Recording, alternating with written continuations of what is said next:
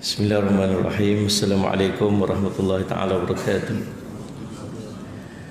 Alhamdulillahi rabbil alamin wal aqibatu lil muttaqin ala umuri dunya waddin. Asyhadu an la ilaha illallah wa asyhadu anna sayyidana Muhammadan abduhu wa rasuluhu wa nusalli wa nusallim ala habibil karim Sayyidina Mustafa sallallahu alaihi wasallam wa ala alihi wa ashabihi wa man tabi'ahum bi ihsanin ila yaumiddin. Subhanaka la ilma lana illa ma 'allamtana innaka antal alimul hakim. Rabbi shrah li sadri wa yassir li amri wa hlul 'uqdatam min lisani yafqahu qawli. Bismillah ma syaa Allah la yasuqul khaira illa Allah ma syaa Allah. La yasrifu su'a illa Allah ma syaa Allah. Ma kana min ni'matin fa min Allah ma syaa Allah. ولا حول ولا قوة إلا بالله العلي العظيم أما بعد اللهم أنت ربي. Tadi ikut saya baca. Bismillahirrahmanirrahim. Allahumma anta rabbi la ilaha illa anta khalaqtani wa ana 'abduka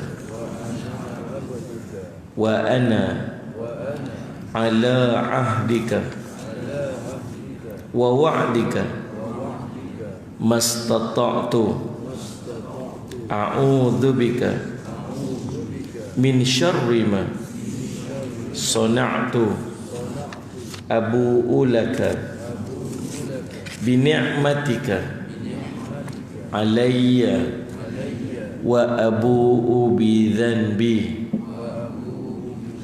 faghfir li fa innahu la yaghfiru dhunuba illa anta. Tuan-tuan yang dihormati tuan pengacara majlis, ustaz pengacara majlis yang dihormati pengurusi masjid, seluruh dan kuasa, tuan-tuan imam, pegawai-pegawai masjid, para asatizah alim ulama, ibu-ibu, ayah-ayah, tuan-tuan dan puan-puan sidang hadirin dan hadirat yang dirahmati oleh Allah sekalian. Alhamdulillah, puji syukur kita panjatkan kepada Allah Subhanahu Wa Taala yang limpah kurnia yang taufik di sisi Allah Subhanahu Wa Taala. Kita dipertemukan pada pagi yang penuh dengan keberkatan ini. Mudah-mudahan pertemuan kita diberkati oleh Allah Subhanahu Wa Taala. Doa yang kita baca tadi ini nama Sayyidul Istighfar. Nah, sangat penting untuk kita amalkan pada setiap hari. Sekali sebelah siang, sekali sebelah malam, ya. Sebab dia macam takaful untuk kita, takaful, insurans tu.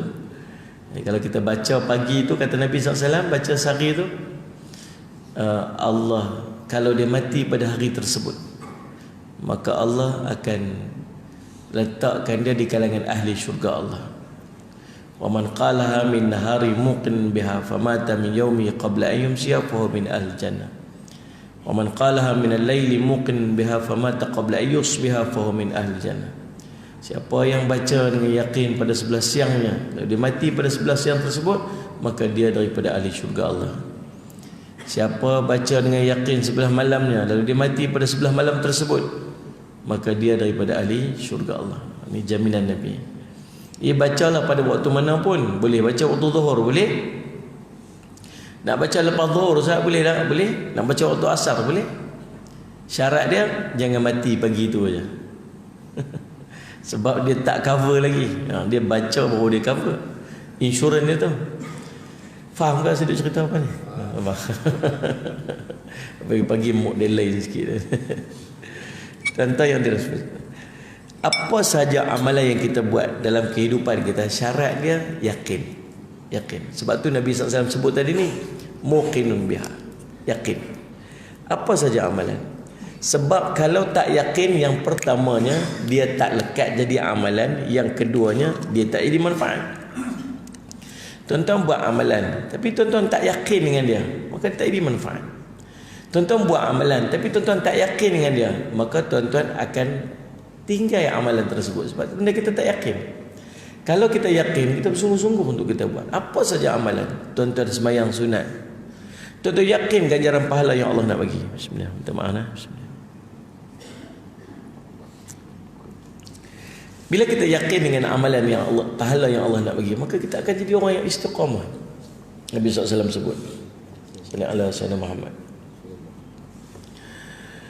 salli ala sayyidina Muhammad, man hafidha, siapa yang menjaga arba' raka'atin qabla dhuhri wa arba' ba'da haramallahu ta'ala 'ala nar. Siapa yang menjaga 4 rakaat sebelum daripada zuhur dan 4 rakaat selepas pada zuhur, maka Allah akan mengharamkan jasadnya daripada neraka. Dia yakin sungguh janji Allah tu. Haram daripada neraka ni bukan benda kecil.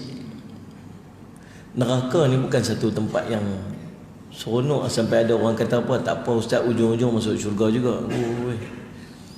Dia ingat neraka ni macam kebun durian belakang rumah dia kan. Tuan-tuan, kita takkan mampu walau satu saat duduk dalam neraka. Neraka bukan cerita kita masuk neraka. Neraka ditegakkan depan kita. Kita nampak neraka tu pun satu azab dah.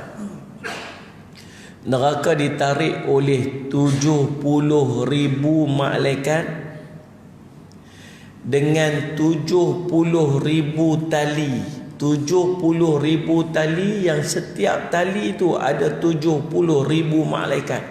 Nak kata besar neraka. Ditarik di hadapan kita waktu kita sedang beratur menunggu untuk dihisab. Bila tegak saja neraka, hitam. Kita semua jatuh melutut. Allah SWT, wa tara kulla ummatin jathiyah, kamu akan melihat manusia semua jatuh melutut disebabkan ketakutan. Ni belum masuk neraka lagi, baru nampak neraka. Hitam neraka ni. Sebab Nabi SAW sebut, Allahumma salli ala sayyidina Muhammad, dibakar api neraka ini 1000 tahun sehingga menjadi kemerah-merahan. Dibakar lagi 1000 tahun sehingga menjadi keputih-putihan. Dibakar lagi 1000 tahun sehingga menjadi hitam. Tuan-tuan pernah jumpa api warna putih? Warna merah tu biasa nampak. Warna putih tak pernah nampak. Warna hitam lagi tak pernah nampak. Api neraka tidak mencerahkan. Api tapi tak cerah. Dan tidak pula menerangkan.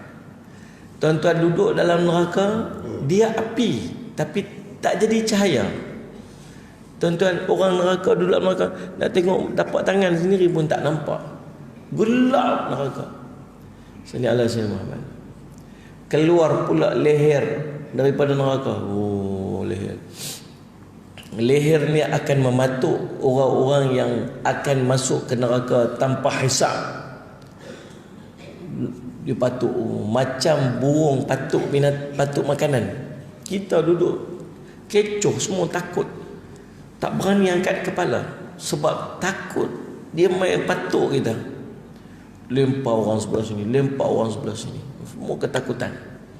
Kalau takdir masuk neraka, lempar saja ke neraka, kata seorang sahabat, maka daging-daging kamu akan mula tertanggal daripada tubuh badan.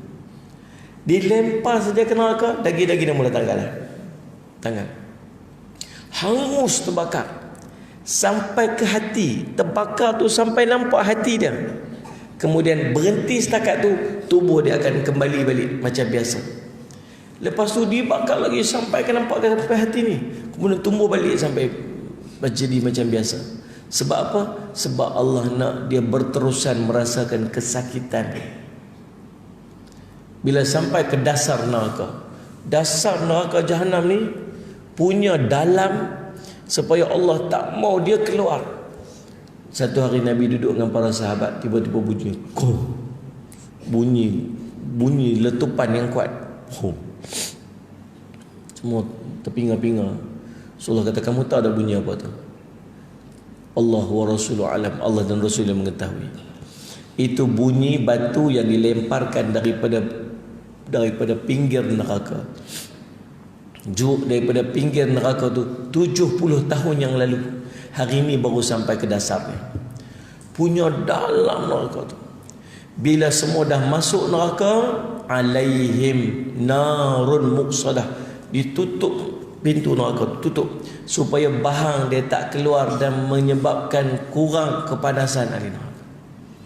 panasnya api neraka ini, kata Nabi SAW, api anak Adam yang kamu sedang gunakan sekarang ini 1/70 daripada panasnya api neraka.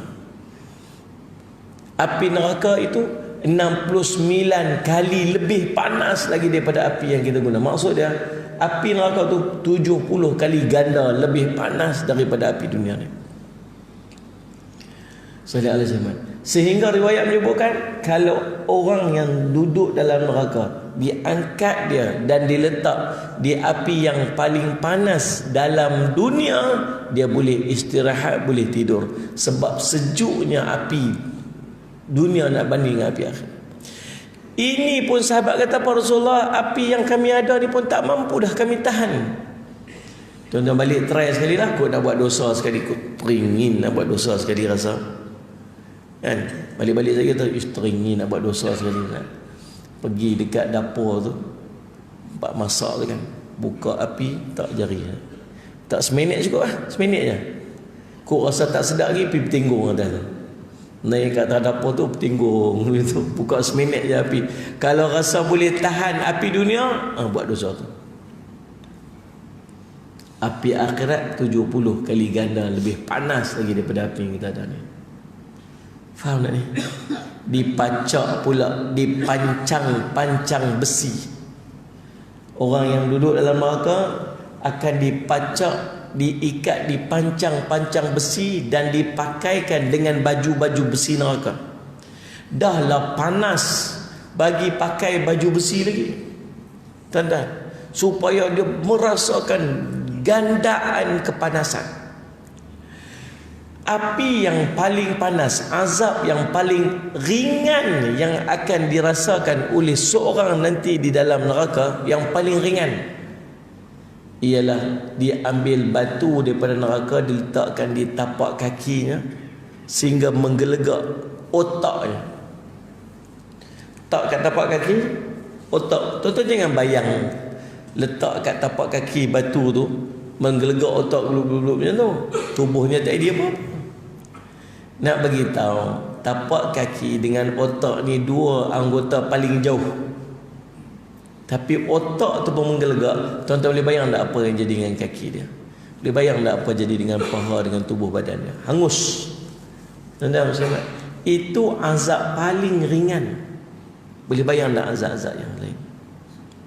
Lapar, ahli neraka, lapar. Kalau tuan-tuan, na'udzubillahi min dzalik, takdir jadi ahli neraka, punca sakit ni semenjak mati. Mati, su'ul khatimah, neraka tempatnya. Mati husnul khatimah, peluang masuk syurga. Waktu mati tu nampak dah, tahu dah ahli syurga ke ahli neraka waktu mati. Ada orang mati husnul khatimah. Mati husnul khatimah ni, antara tanda mati husnul khatimah ni, yang turun sambut dia ialah malaikat yang putih wajahnya seumpama matahari. Kata Nabi SAW dalam satu hadis sahih, disampaikan oleh Al-Bara' bin Adhib radhiyallahu anhu. Kalau tuan-tuan hari mati nanti, tuan-tuan tengok malaikat putih sejuk, mata memandang, putih macam matahari, cahaya wajah, tahu tu mati husnul khatimah. Waktu tu malaikat maut tak turun lagi, turun malaikat ni dulu. Malaikat ni kata kita, sallallahu alaihi wasallam, sabar, tenang, tak apa, jangan risau. Kami jaga kamu macam kamu jaga kami dulu waktu hidup di dunia. Putih wajah. Lepas tu baru turun malaikat maut. Malaikat maut turun di hujung kepala dia. Malaikat kata, ya ayyatuhan nafsul mutmainnah, irji'i ila rabbiki radiyatan mardiyah.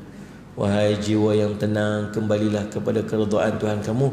Maka keluarlah rohnya seperti air keluar daripada bekas air, lembut. Waktu keluar roh tu, seluruh malaikat di langit dan di bumi dan duduk di antara langit dan bumi semua berselawat dekat dia, selawat dekat dia, selawat dekat dia, selawat dekat dia. tahu ni mati husnul khatimah, masuk syurga ujung. Tapi kalau mati waktu mati tu hitam wajah. Ini Nabi cerita kisah ni bila seorang sahabat daripada Ansar meninggal. Waktu nak pergi uruskan jenazah sahabat ni, Nabi duduk kat kubur ni, Nabi panggil para sahabat duduk depan Nabi SAW. Kami berdiri, kami duduk macam apa ni, kepala kami macam tunggul-tunggul kayu. Semua fokus dengan Nabi cerita apa. Nabi kata, kalau datang kepada kamu orang asi, orang maksiat ataupun orang kafir, akan turun malaikat yang hitam wajah, bengis. Dia datang pukul, keluar roh kamu, ukhruj. Dia suruh roh tu keluar sendiri, dia pukul dia sakit. Macam mana roh nak keluar? Malaikat maut tak cabut, sakit menjerit. Dia bawa guni daripada guni neraka, bau yang sangat busuk. Lepas tu bila malaikat maut turun di hujung kepala dia, ya ayyatuhal qabithah, wahai jiwa yang busuk, kembalilah kepada kemurkaan Tuhan kamu. Dia rentak rohnya, macam Nabi bergambarkan, macam besi pemanggang daging melekat di bulu-bulu kambing yang basah. Dulu besi-besi pancam-pancam itu dia cucuk daging nak bakar tu, melekat dekat bulu kambing. Tarik, sakit, Allah saja yang mengetahui. Bila keluar roh dia, maka keluarlah bau sebusuk-busuk bau. Malaikat tadi bawa guni, ambil guni tu, ambil roh tu, masuk dalam guni, ikat, nak bawa naik ke langit. Malaikat di langit semua minta, ya Allah jangan bagi roh ni lalu daripada arahku. Tak mahu. Sampai penjaga roh, malaikat penjaga langit pertama tak izin untuk lalu. Lalu dia dicampakkan ke dalam penjara bawah tanah. Tuan-tuan, orang ni tahu dah, mati tu tahu buruk dah. Ke akhirat nanti namanya neraka. Dan semenjak daripada tu dia azab.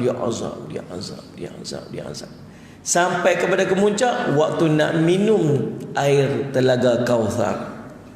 Tuan-tuan, antara momen paling penting tuan-tuan waktu di akhirat nanti, kita nak minta minum, nak minta makan. Siapa dapat minum daripada telaga Kautsar? Nabi SAW cerita telaga Kautsar tu, pergi cari Nabi di 3 tempat. Fatimah tanya, ya wahai ayahku, wahai Rasulullah, nanti di akhirat kami nak cari kamu kat mana? Kita ni tuan-tuan, di akhirat ni semua orang susah. Kata Nabi SAW, Allah sebut dalam Quran apa? Sallallahu alaihi wasallam, yauma yafirrul mar'u min akhihi wa ummihi wa abihi wa sahibatihi wa banihi. Pada hari seorang itu akan lari daripada seorang yang lain. Kawan-kawan Sallallahu alaihi wasallam Muhammad, adik-beradik, abang-abang, adik semua lari pada lari masing-masing, semua lari. Bukan sakat adik-beradik, wa ummihi wa abihi, mak ayah semua lari. Ayah saya ni, ayah lari dari kita. Kita ni cari anak kita. Abang ni, ayah ni lari. Semua tak mau berjumpa. Wa sahibatihi wa bani, kawan-kawan, anak pinak semua pakat lari. Pasal apa lari ni? Sebab hari tu hari ungkit mengungkit. Ayah pasal apa dulu buat saya macam ni? Ayah dulu pasal apa tak ajak saya agama? Ayah dulu pasal apa biar saya tak pandai baca Quran? Ayah nak jawab apa? Mak pasal apa hari tu mak tak suruh saya semayang? Pasal apa mak biar saya tidur? Hari ni kami nak kena azab pasal tu. Pasal apa mak biar saya? Tuntut. Mak pula tuntut. Ingat tak dulu ni waktu aku mengandungkan kamu, aku susah. Ingat tak dulu waktu aku melahirkan kamu, aku hampir mati. Ingat tak waktu aku besar, ni susu ni lah yang menyusukan kamu, bagi pahala kat mak. Mak nak bagi apa, mak saya pun tak cukup pahala. Ungkit, tuntut. Oh tuan-tuan, jangan main-main hari tu. Semua orang susah. Seorang yang dapat tolong kita waktu tu, Sayyidina Muhammad sallallahu alaihi wasallam. Siapa dapat duduk dengan dia, lega, selesai masalah. Dapat syafa'atul uzma, syafaat yang paling besar daripada kalangan semua syafaat.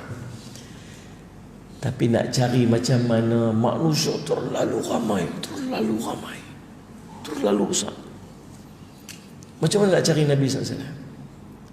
Maka Fatimah takut. Fatimah tanya dekat Rasulullah, Rasulullah, kat mana kami nak cari kamu nanti di yaumul qiyamah? Takut tak jumpa.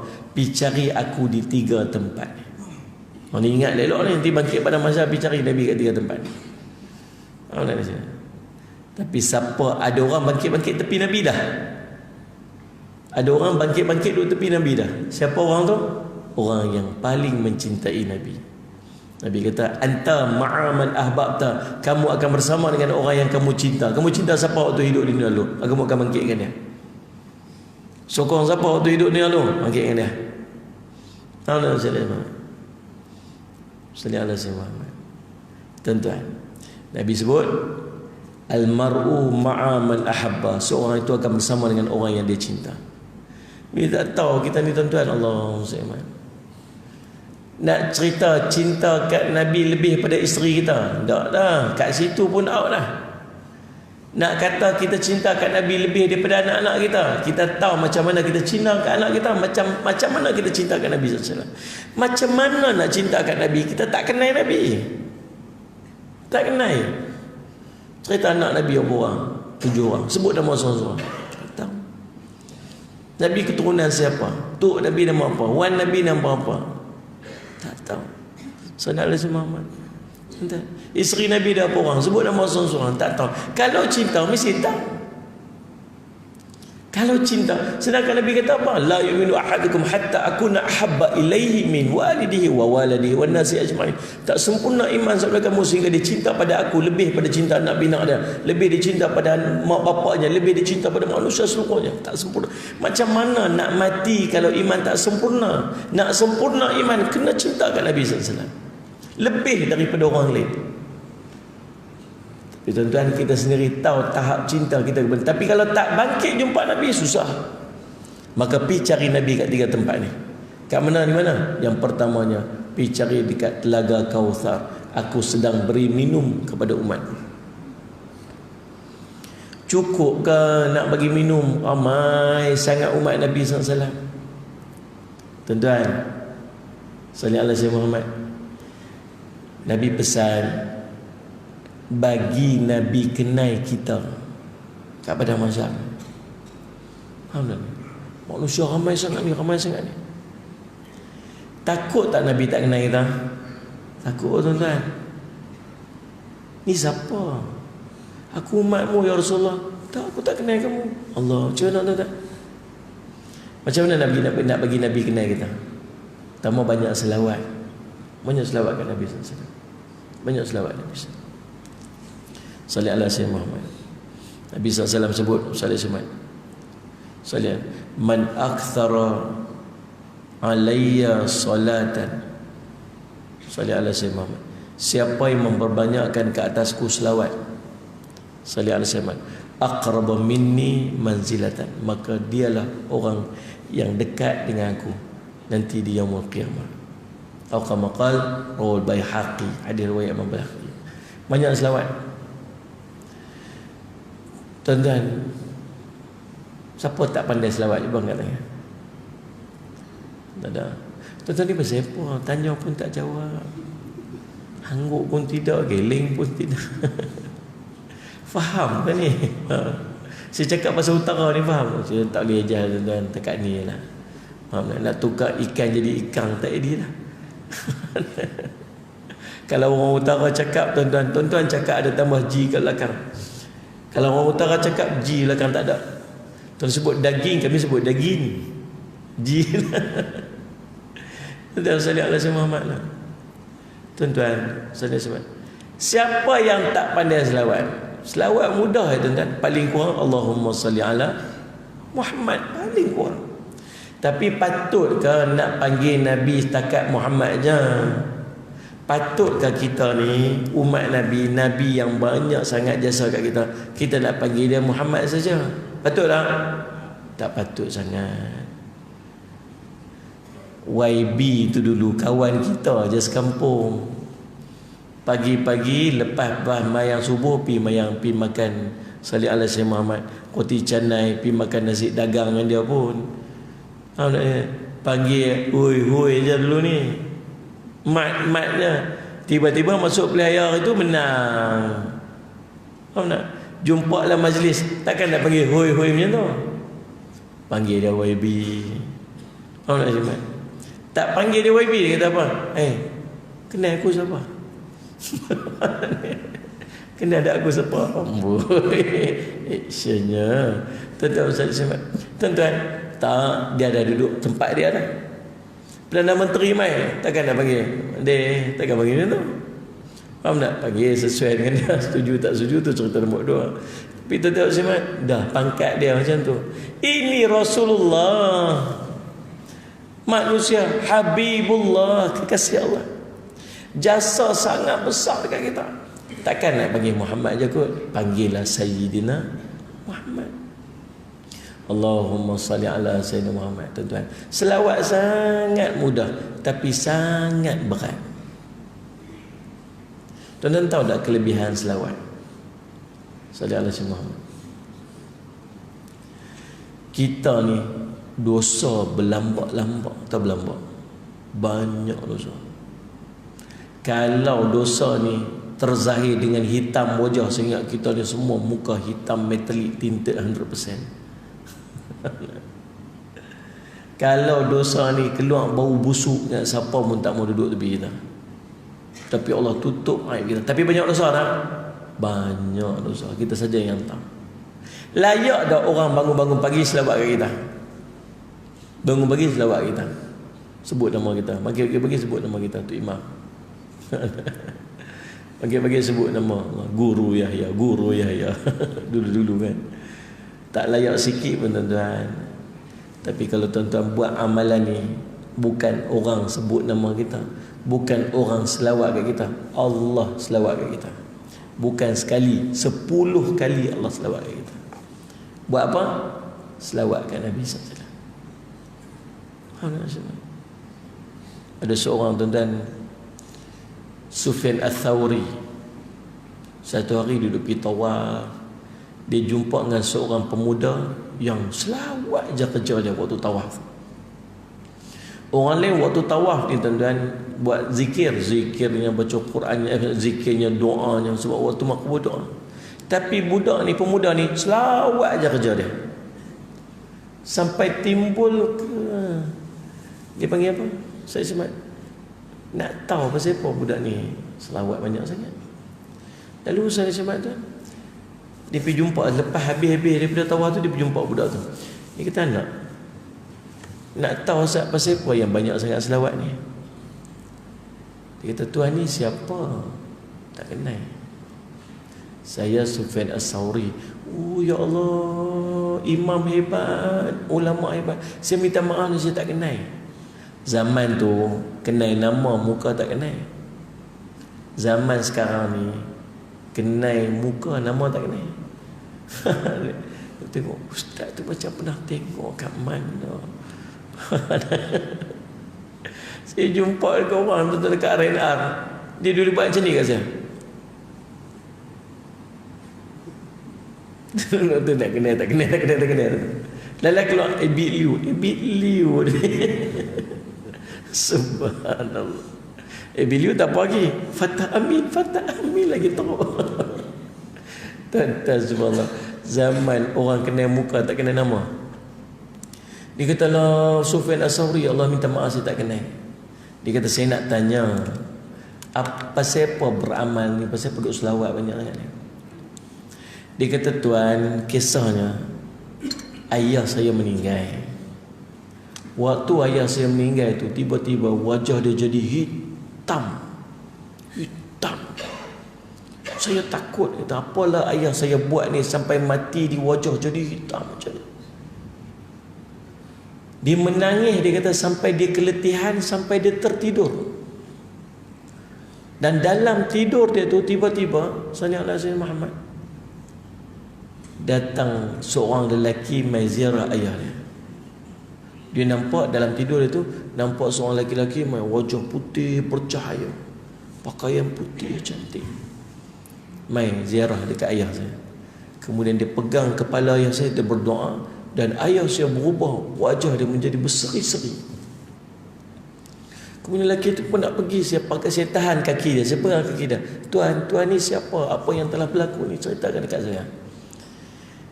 Dia kata, aku Rasulullah sallallahu alaihi wasallam. Ayah kamu ni dia buat dosa yang Allah sangat murka, sampai Allah tukarkan dia jadi macam ni pada hari kematian dia.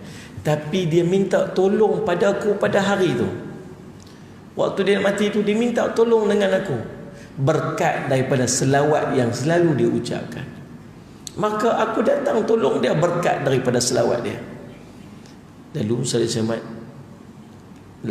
lalu dia pergi. Dia kata, semenjak daripada hari itu aku tak pernah meninggalkan selawat. Tuan-tuan muslimat, faham tak? Selawat sangat hebat. Tapi pasal apa tuan? Kita ni sangat berat nak selawat. Sungguh tak? Saja-saja nak selawat doa tak kita, Allahumma salli ala sayyidina Muhammad, Allahumma salli. Tak juga. Faham tak? Orang suruh selawat pun tak selawat. Bila orang suruh selawat? Bila orang sebut nama Nabi, kita kena selawat. Sampai ke tahap Nabi naik mimbar, malaikat Jibril mai doa. Celakalah siapa yang disebut nama kamu lalu dia tak berselawat kepada kamu. Sampai macam tu pun tak selawat kita ni. Orang sebut nama Nabi. Semenjak saya duduk kuliah tadi ni, berapa puluh kali dah saya sebut nama Nabi SAW. Berapa kali kita selawat? Diam macam. Saya takut tuan-tuan. Gerah macam mana lah agaknya hati kita ni. Sampai benda paling mulia pun tak boleh nak buat. Bukan nak kena bayar duit. Kod satu selawat kena bayar RM1. Patut nak tuan-tuan? Tak. Kita sebut satu selawat, Allah selawat kat kita 10 kali pun tak boleh selawat. Saya takut apa tuan-tuan? Saya takut Allah memberatkan benda yang ringan untuk kita. Sebab Nabi pernah sebut pada Muaz bin Jabal, bila Muaz bin Jabal kata, ya Rasulullah, akhbiruni bi amalin yadkhulul jannah wa yuba'iduni 'anil nar. Wahai Rasulullah, tunjukkan kepada aku amalan yang akan masukkan aku pada syurga dan menjauhkan aku pada neraka. Nabi kata apa? Laqad sa'alta 'an 'azim. Benda yang kamu tanya ni berat sangat, besar sangat. Tapi dia akan dipermudahkan kepada orang yang Allah nak permudahkan untuknya. Maksudnya daripada situ Nabi SAW nak beritahu kat kita, kalau benda tu berat macam mana pun, kalau Allah nak permudahkan seorang tu, mudah aja kat dia. Sebab tu ada orang, bangun tahajud 3-4 pagi, bangun tahajud dah, nampak ringan aja kat dia. Yang kita ni sangat susah, pasal Allah nak peringan kat dia. Ada orang boleh baca Quran 1 juzuk 1 hari. Kita kata, tak boleh buat lah aku. Pasal apa dia boleh buat? Sebab Allah nak memudahkan dia. Ini selawat mudah sangat pun susah kat kita. Saya takut Allah tak mau bagi kelebihan tu kat kita. Faham tak ni? Nak bangkit dengan Nabi SAW, nak bagi Nabi kenal kita, selawat banyak-banyak. Yang pertama. Yang kedua, nak bagi Nabi kenal kita nanti di Yaumul Qiyamah. Sahabat tanya, ya Rasulullah, kami ni kamu kenal, jumpa selalu, tapi macam mana umat selepas kamu nanti? Macam mana kamu nak kenal mereka? Aku akan kenal mereka dengan anggota-anggota mereka yang bercahaya, disebabkan daripada wuduk, kesan daripada min atharil wuduk, kesan daripada wuduk-wuduk yang mereka macam. Maka perelokkan wuduk. Maka kata sahabat, perelokkan wuduk. Nak ambil wuduk bukan sekat nak ambil wuduk, perelok wuduk. Sampai Abu Hurairah sapu dengan dia sampai ke siku. Dia nak bagi panjang, dia nak bagi semua. Nabi walhal Nabi confirm jumpa dia Abu Hurairah. Kita ni tak tahu lagi. Maka cara dia ialah perelok wuduk. Tuan-tuan saja, maka Nabi kenal umat dia, ramai manusia, semua berebut nak pergi jumpa Nabi dekat Telaga Kauthar. Kita termasuklah waktu tu, semua bergerak nak pergi minum, dahaga sangat ni, sampai macam nak terpotong tekak ni, disebabkan dahaga sangat. Macam nak terbakar perut ni disebabkan terlalu lapar. Pergi cari Nabi SAW dekat Telaga Kauthar. Sampai kat Telaga Kauthar, Banyak mana ni nak minum ni? Luas mana? Luas. Nak minum apa? Cawan-cawan, gelas-gelas yang dia sediakan. Nabi kata, gelas-gelasnya sebanyak bintang di langit. Tapi gaya nak sampai jakat Nabi SAW, nampak dah tu telaga kat depan tu, nampak dah nak sampai dah, tiba-tiba ditahan, malaikat tahan. Monte, arah sini. Telaga kat sana tu, arah sini. Malaikat tu kata. Nabi kata apa? Malaikat tu umat kau tu, bagi dia minum. Nak bawa ke mana? Neraka. Umat aku tu, bagi dia minum.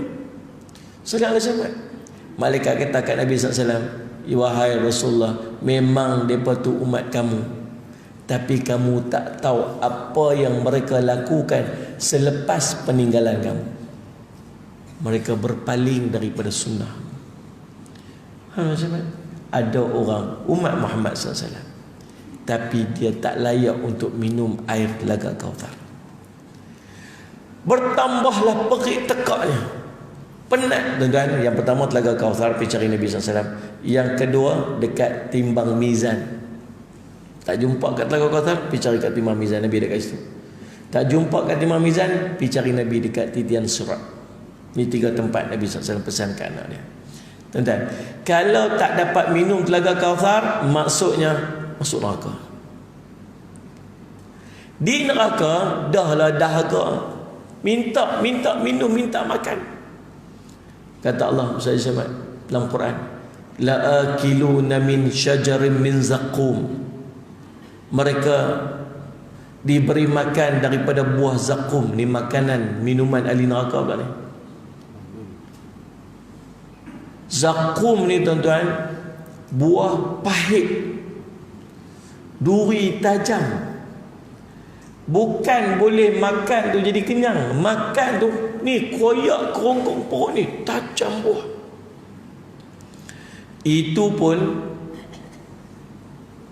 la'akiluna min syajarin min zakum famali'una minhal butun. Dipenuhkan perutnya, sumbat bagi penuh-penuh perutnya. Dahaga nak minum, dahaga.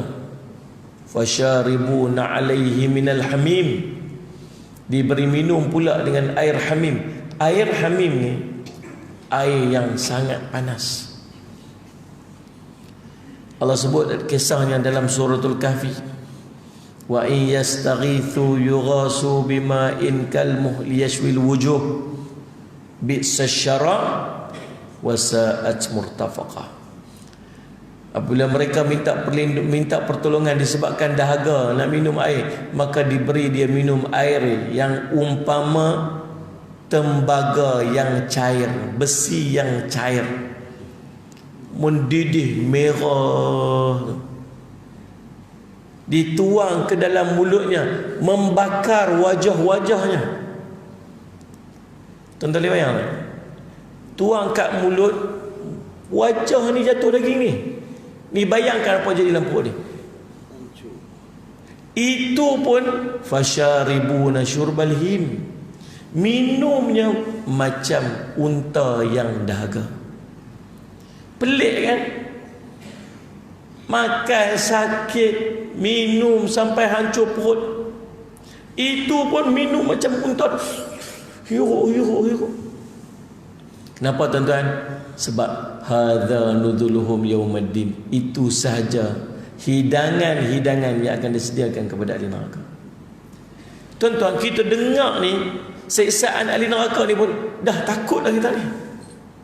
Takut dah. Tuan-tuan yakin tak dengan neraka ni duk cerita ni Allah? Saya duk cerita di semua hadis Nabi SAW, semua ayat Quran. Percaya tak? Percaya. Tapi pasal apa lagi duk buat perangai ahli neraka? Percaya. Tapi pasal apa tak buat benda-benda yang boleh jauhkan kita daripada neraka? Sebab percaya tapi tak beriman. Tu je jawapannya. Percaya tapi tak percaya aja, tapi tak beriman. Orang beriman sungguh-sungguh buat, yakin dia panggil. Maka salah satu daripada perkara yang akan menjauhkan dia pada neraka, kata Nabi, man hafadha, siapa yang menjaga 4 rakaat sebelum daripada zuhur dan 4 rakaat selepas daripada zuhur, maka Allah akan mengharamkan jasadnya daripada neraka. Mau tak ni? Mau buat. Ni. Kalau mau buat. Nak jadi buat tu, syarat dia yakin tu. Tu jadi buat. Orang yakin tu. Saya jumpa seorang pakcik tu, umur dia 90 tahun. Sebab alasan kita ni selalu macam ni lah. Tak sempat Ustaz. Bukan tak mau buat, tak sempat. Tok Bilal qomat cepat sangat, kata. Betul tak ni? Bukan Tok Bilal qomat cepat, kamu tu yang lambat. Orang azan dia baru nak pergi toilet. Cuba waktu azan duduk kat masjid dah. Sempat dah 4 ni? Sempat. Kita panggil macam tu, macam mana? Betul tak ni? Mengaku je lah tuan-tuan, anggap pergi lah, tak payah duk tunjuk soleh sangat lah. Tapi ada seorang pakcik saya jumpa, umur 90 tahun tuan-tuan. Allah Rabbi, saya respect dia. Datang tongkat, kecil je orang ni, naik kereta. Tempat orang kaya duduk, Bukit Antarabangsa. Masjid atas bukit, besar masjid.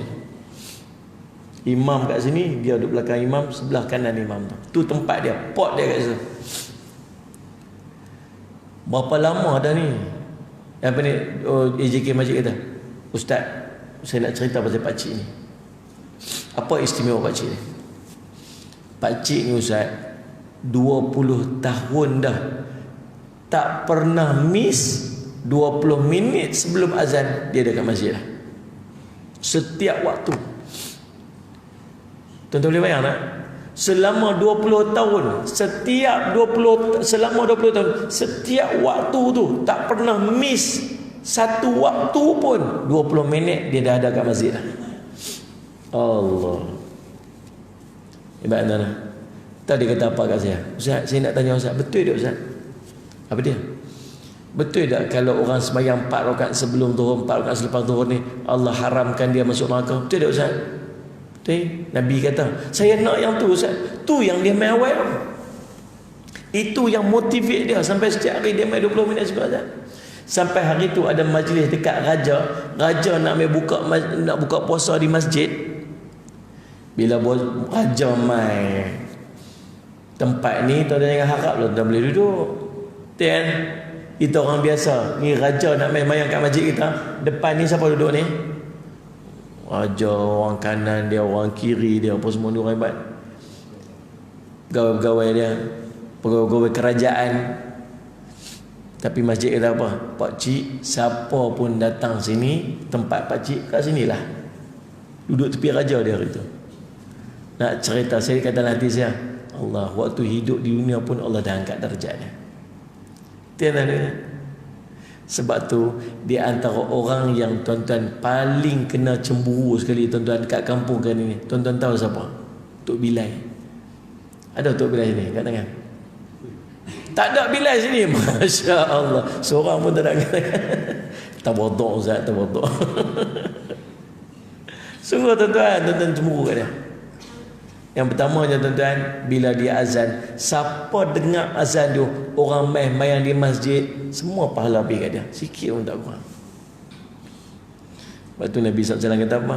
Kalau salli ala Sayyidina Muhammad, salli ala Sayyidina Muhammad, salli Muhammad.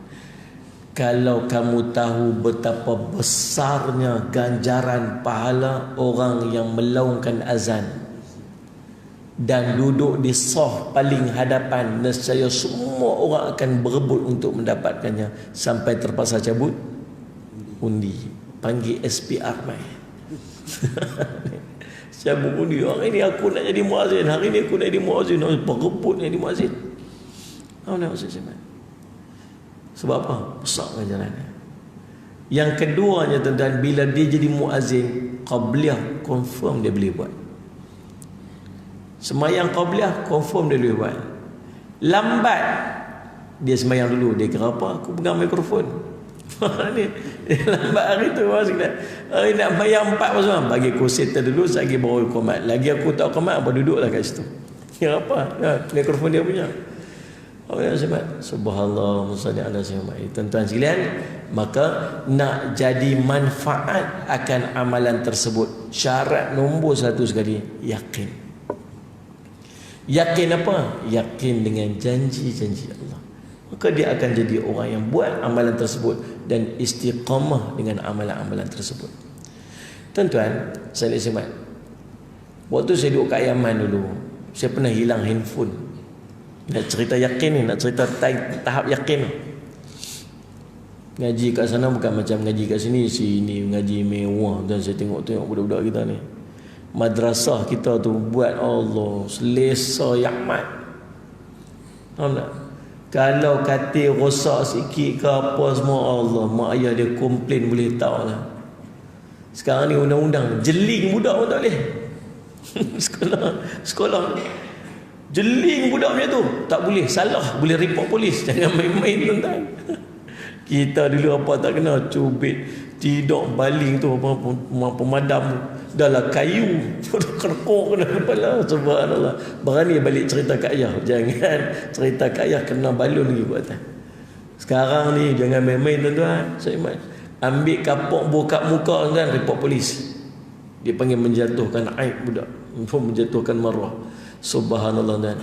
Tapi duk mengaji kat sana, Allah tuan-tuan, setiap hari tak ada elektrik. Kullu yawma fi kahraba, setiap hari tak ada elektrik. Sehari ada 3-4 jam elektrik. Sampai nak cas handphone ni punya, nak cas pergi beli bateri lori tu kat dalam rumah tu.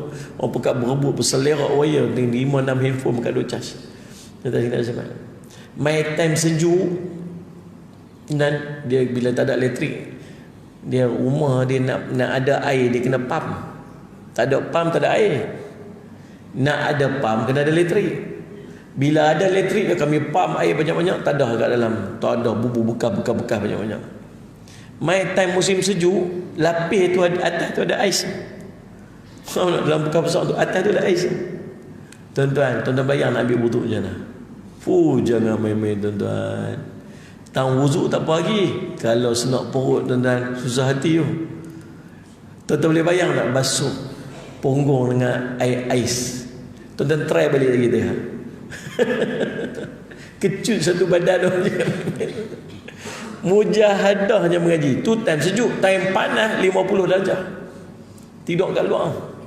Tak boleh tidur. Subhanallah. Pergi mengaji dengan syekh naik motor masuk dalam hujung kampung Padang Pasir. Satu hari bawa handphone bulang poket, naik motor. Renggut sampai kat syekh, ingat lagi ada handphone. Balik sampai rumah tu, handphone tak ada. Ya Allah, susah hati sebab nak telefon mai ke kampung. Tentang Ustaz Zaman, susah hati. Kawan kata, siapa ni? Susah hati kan? Handphone hilang, tak tahu jatuh kat mana. Duk rasa macam jatuh kat jalan tu lah, pasal duduk dengan syekh tadi dah handphone ni. Dia kata ni, hang baca surah Luqman ayat 16. Ni tips ni. Setakat lah orang hilang, mau saya bagi ayat tu je. Baca surah Luqman ayat 16. Tapi tak payah baca sampai habis. Berhenti tang ya'ti bihallah. Dia tanda berhenti kecil tu, orang dia tu. Ulang berapa kali? Ulang banyak-banyak kali. Ulang je. Tapi dia abang saya, satu je syarat dia. Syarat dia, hang kena yakin. Tak yakin, tak jadi. Kita ni tuan-tuan, bila dapat satu ilmu, Salih Azim Muhammad, nak bagi lekat, nak bagi manfaat, kena yakin. Tapi nak sampai tahap yakin ni payah. Pasal kita ni jenis tak nampak, benda tak nampak susah tuan-tuan. Maka dia buat kat saya tuan-tuan contoh. Dia panggil bahasa kita lah ni testimoni. Testimoni macam anjur MLM tu. Baru boleh yakin tuan-tuan. Ni belilah produk saya ni bagus lah apa semua. Tak yakin lagi. Ni mai seorang ni, saya dah pakai dah, alhamdulillah, masya-Allah, semua jadi baru yakin. Saya teringat lu sekali kau tu duduk jual produk apa tu. Dia panggil testimoni tu seorang makcik mai. Alhamdulillah semenjak saya menggunakan produk ni, masya-Allah, saya bangun pukul 4 pagi. Saya rasa segar. Pukul 3 4 pagi saya duduk bangun setiap pagi tu. Saya rasa segar. Nanti saya kata apa hamba rajin makcik ni tahajud pukul 3 4 pagi. Saya buat kuih ni. Tapi nak cerita dengan testimoni tu dia yakin. Dia beritahu kat saya. Dia kata Ustaz Syamad. Dia kata Ustaz Syamad ni. Tuan-tuan kalau tuan-tuan ada urusan tak apa. Saya nak berhenti dah insya-Allah. Sila. Tuan-tuan Ustaz Syamad. Dia kata kat saya, sampai ada seorang dulu pelajar yang mai daripada Malaysia, dia naik taksi nak pergi daripada airport mai ke rumah sewa jauh, tertinggal kamera dekat alam tu. Bila tinggal kamera dekat alam tu, Saudara Al-Syekh Muhammad duk amal doa ni, amal subhanallah, dapat balik ni kata. Oh, tambahlah yakin kita tu. Maka saya pun amal. Sungguh tuan-tuan, selepas lebih kurang seminggu, minggu ke 2 minggu betul lah, saya dah pergi ke tempat lain lah, pindah tempat lain lah, yang 12 jam perjalanan dia. Ada orang telefon, Jeffrey hang mau balik tak telefon hang tu? Telefon mana? Telefonnya hilang tu. Loh, dapat mana? Ada seorang tu Arab tu jumpa atas padang pasir tu kat jalan tu. Kemudian dia tengok dekat dalam handphone tu ada gambar macam orang Melayu, macam orang Indon. Dia pergi kat orang Indon, dia kata ni orang Indon ni gambar siapa ni? Dia kata ni bukan orang kami ni. Nah, orang Indon tu beli pada dia. Pergi jumpa orang lain pula, geng Melayu pula. Ni kenal ada gambar ni siapa? Oh ni kenal ni, budak ni duduk sana ni. Dia kan punya tu, riwayat dia tu. Sanad tu punya panjang. Tapi akhirnya dapat balik tu sekarang. Cerita dia apa? Tuan-tuan buat amal yakin. Setakat saya duk bagi ke orang, insya-Allah tuan-tuan Muslimat. Semua saya pesan itu syarat dia yakin baru jadi. Jadi sama tuan-tuan dalam amalan-amalan yang kita nak buat ni. Sallallahu alaihi wasallam Muhammad tuan-tuan, apa saja amalan yang kita nak buat tuan-tuan, yang nak jadi manfaat dan nak jadi istiqamah, syarat dia ialah yakin. Maka tuan-tuan sekalian, saya cuma beberapa amalan yang saya nak tinggal sebelum tuan-tuan kita nak tutup majlis kita ni, insya-Allah. Saya pun faham hari ni hari Ahad kan, Sabtu, tuan-tuan cuti hari ni, cuti insya-Allah. Alhamdulillah tuan-tuan Ustaz Syamad. Yang pertamanya tuan-tuan, buatlah amalan tadi yang kita sebutkan sebagai Sayyidul Istighfar. Sayyidul Istighfar ni penting sebab kita tak tahu kita nak mati bila. Maka Sayyidul Istighfar tuan-tuan jadikan amalan pada setiap hari. Yakin. Yang kedua, tuan-tuan baca satu zikir yang Nabi SAW sebut, zikir ni punya banyak manfaat. Banyak manfaat ni. Antaranya Allah akan menggugurkan dosa-dosa dia. Tankhudul khutaya kama tankhudus syajarata waraqaha. Akan digugurkan dosa-dosanya, berguguran dosa-dosanya seperti mana pokok menggugurkan daun-daun dia yang kering. Satu riwayat lain, Nabi SAW kata dekat Abu Hurairah, mau tak aku tunjukkan kepada kamu tanaman yang lebih hebat daripada tanaman yang kamu ni, yang kamu buat ni? Tanaman-tanaman syurga apabila kamu menyebutkan subhanallah walhamdulillah wala ilaha illallah wallahu akbar. Ingat ni empat perkataan ni. Kalau subhanallah tu tasbih. Kalau tasbih tu apa? Subhanallah. Tahmid alhamdulillah. Tahlil bid'ah.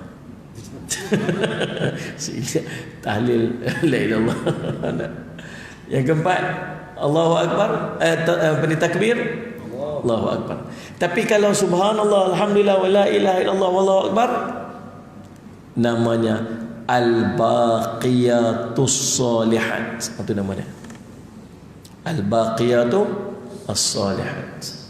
Nama ni tercatat dalam suratul Kahfi. Al-malu wal banuna zinatul hayati dunya wal baqiyatus salihatu khairun inda sawabun wa khairun amala. Nama dia. Dan banyak hadis, antara lain Nabi SAW sebut, inna subhanallah alhamdulillah wa la ilaha illallah wallah innallaha astafa, sungguhnya Allah memilih daripada banyak perkara, daripada banyak perkataan, empat perkataan, subhanallah alhamdulillah wa la ilaha illallah wallahu akbar. Barang siapa yang menyebutkan subhanallah maka ditulis baginya 20 pahala. Siapa menyebutkan la ilaha illallah ditulis baginya 20 pahala. Kalau siapa menyebutkan Allahu akbar ditulis baginya 20 pahala. Dan siapa menyebutkan alhamdulillah rabbil alamin min qibli nafsi dengan kehendak dirinya, maka akan ditulis baginya 30 pahala dipadam 30 dosa. Maka keseluruhan kita sebut subhanallah alhamdulillah wala ilaha illallah akbar itu Allah tulis pada kita 90 pahala, Allah padam 90 dosa. Faham tak ni? Jadikan amalan paling kurang sehari 100 kali. Selesai. 2 dah saya bagi amalan ni. Yang ketiga, amalan yang ketiga. Apa dia? Tuan-tuan, setiap hari sebut walau hanya sekali pun tak apa dah. Raditu billahi rabba wa bil islami dina wa bi Muhammadin rasulah. Tuan-tuan, saya sebut semua amalan ni, tuan-tuan bisa dengar dah dan tuan-tuan bisa buat dah. Tapi mungkin tak tahu kelebihannya. Disebabkan kita tak tahu kelebihan tu yang kita selalu tinggal. Faham ya sini? Sebab Nabi SAW sebut, man qala raditu billahi rabba wa bil islami dina wa bi Muhammadin rasulah wajabat lahul jannah. Atau kama qala Rasulullah. Siapa yang menyebutkan raditu billahi rabba wa bil islami dina wa bi Muhammadin rasulah, ataupun kita selalu disebut wa bi Muhammadin nabiyyan wa rasulah, maka wajiblah ke atasnya syurga, kata Nabi SAW. Paling kurang sehari sebut sekali ya. Sebut lepas subuh sekali pun tak apa, lepas maghrib sekali pun tak apa. Paling cantik. Berapa dah? 3. Boleh ingat ni tuan eh? InsyaAllah, insyaAllah. Orang sini saya tak risau, pasal mengapai orang sini.